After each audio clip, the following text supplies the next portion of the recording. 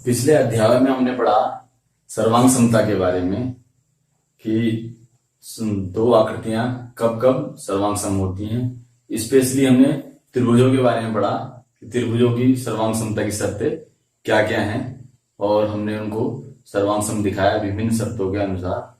यहां पर हमने पढ़ना है समांतर चतुर्भुज व त्रिभुज का क्षेत्रफल।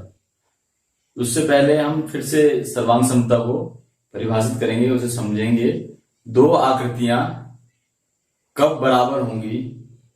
दो आकृतियां जब सर्वांग सम होंगी तभी वो बराबर होती हैं।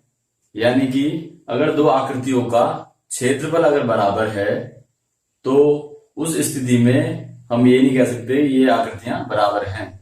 यानी कि दो आकृतियों के आकार बराबर हैं तो वो बराबर नहीं होंगी। उनका आकार व उनकी भुजाओं की माप दोनों ही बराबर होनी चाहिए। किस तरह से हम समझ सकते हैं? एक वर्ग है 6 और 6 सेंटीमीटर, 6 सेंटीमीटर भुजा का, और एक आयत है 9 सेंटीमीटर और 4 सेंटीमीटर भुजा का। तो इसका क्षेत्रफल देखें, 6 गुणा 6 यानी कि 36 वर्ग सेंटीमीटर। इसका क्षेत्रफल देखें 9 × 36 वर्ग सेंटीमीटर। तो ऐसी स्थिति में इनके आकार बराबर हो रहे हैं लेकिन ये सर्वांग सम नहीं है। सर्वांग सम कब होंगी? जब इनके आकार के साथ साथ इनकी भुजाओं की माप भी क्या होगी? बराबर होगी। तो हमें ध्यान रखना है कि दो आकृतियां तभी सर्वांग सम होंगी जब उनके आकार व उनकी भुजाओं की माप दोनों बराबर। यहाँ पे कि क्षेत्रफल अगर बराबर है तो वो आवश्यक नहीं है कि कहते हैं वो आकृतियां क्या हो? सर्वांग सम हो। लेकिन अगर आकृतियां सर्वांग सम है तो ये निश्चित है कि उनका क्षेत्रफल भी क्या होगा? समान होगा। अब हम देखेंगे अगला पॉइंट कि एक ही आधार व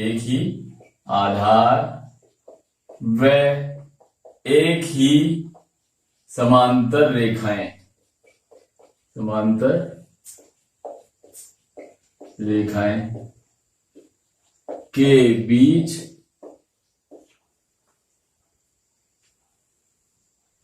के बीच की आकृतियां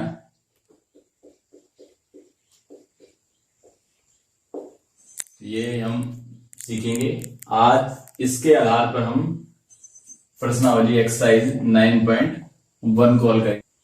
दो आकृतियां एक ही आधार व एक ही समांतर रेखाओं के बीच स्थित कही जाती हैं। कब? यदि उनका एक उभयनिष्ठ आधार हो तथा उभयनिष्ठ आधार के सम्मुख प्रत्येक आकृति के शीर्ष जो है उस आधार के समांतर रेखा पर स्थित हों।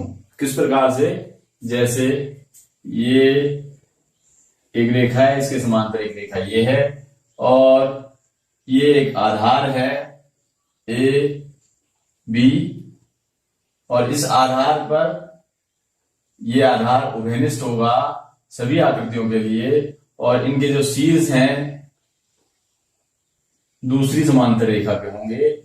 ये इसी आधार पर एक त्रिभुज बनाया गया है, इसी आधार पर एक चतुर्भुज बना दिया, समांतर चतुर्भुज। तो ये एक ही आधार और एक ही समांतर रेखाओं के बीच स्थित आकृतियां हैं। ये कहते हैं हमने एक त्रिभुज और बना दिया, या इसको कहते हैं हम ये एक ए बी एफ ई भी एक चतुर्भुज हो सकता है, ए बी डी सी भी एक चतुर्भुज हो सकता है, ए बी एफ एक त्रिभुज है, ए बी सी एक त्रिभुज है। तो ये क्या है? एक ही आधार। सभी आकृतियां जो हैं ये सारी आकृतियां क्या हैं? एक ही आधार पर हैं और एक ही समांतर रेखा है। ये एक समांतर रेखाओं का युग्म है, इनके बीच है एक रेखा पर इनका आधार है, उभयनिष्ठ आधार है, और दूसरी रेखा पर इन आकृतियों के क्या हैं? शीर्ष हैं।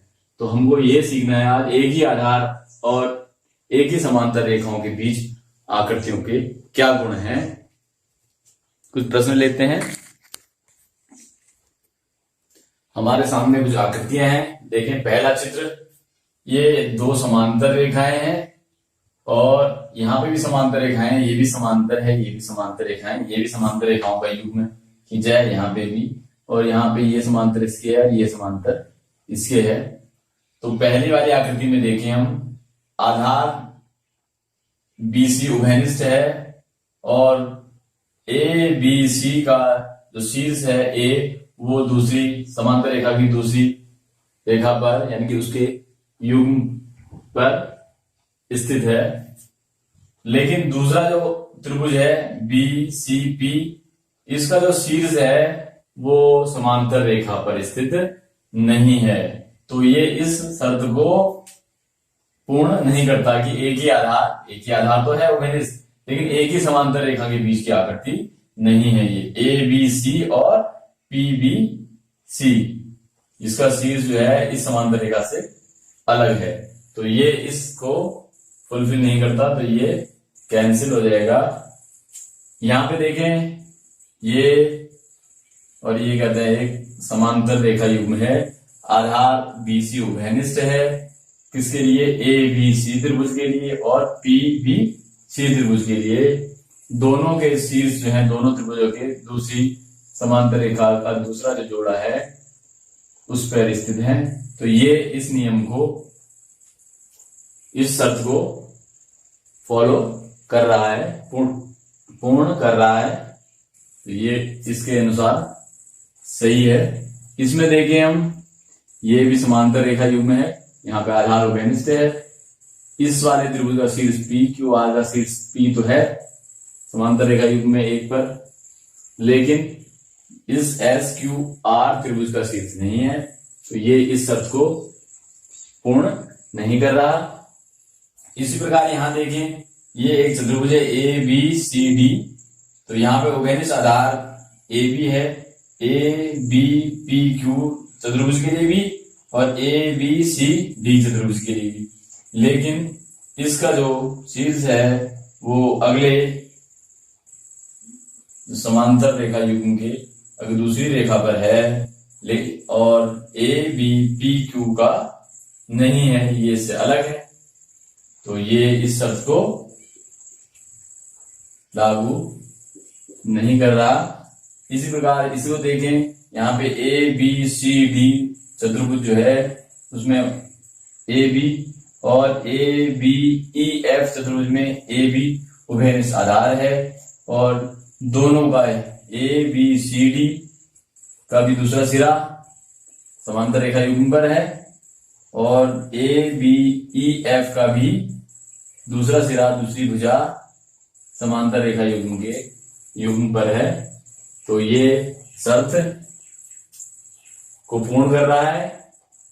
यहां पर देखें, यहाँ पे ये समांतर रेखा युग्म है, ये भी समांतर रेखा युग्म है, AB इसका भी आधार है, AB इसका भी आधार है, तो उभयनिष्ठ आधार AB तो है, लेकिन जो उसका शीर्ष है वो एक दूसरे समांतर रेखा युग्म पर है और इस वाले का जो शीर्ष है वो दूसरे समांतर रेखा युग्म पर है, तो ये भी इस शर्त को पूर्ण नहीं कर रहा।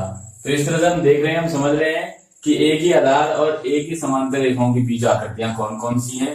तो यहां देखा हमने, ये आकृति और ये आकृति जो है एक ही आधार पर है और समांतर रेखाओं के बीच है। ठीक, ये इससे बाहर हो रहा है, ये इसके भीतर हो रहा है, तो ये सब इस शर्त को पूर्ण नहीं कर रही। तो हमको ये समझ में आना चाहिए कि दो समांतर रेखाएं हैं, उनमें से एक रेखा पर उभयनिष्ठ आधार होना चाहिए और दूसरी रेखा पर आकृति का शीर्ष होना चाहिए, ना तो उससे बाहर ना उसके अंदर।